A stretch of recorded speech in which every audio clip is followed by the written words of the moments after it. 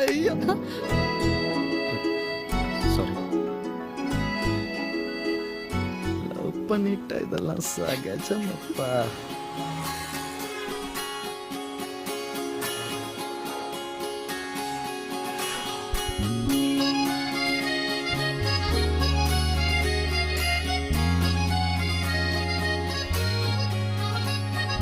காதல் என்னுள்ளே வந்த நேரம் அறியாமல் நாட்கள் இப்படி ஓடுதே வாழ்வில்.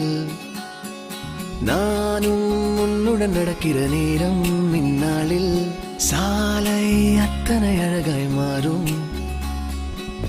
என் வீட்டை திடலாக்கி விளையாடும் பறவை போல் மனதின் உள்ளே வந்தாடுவதாரும்.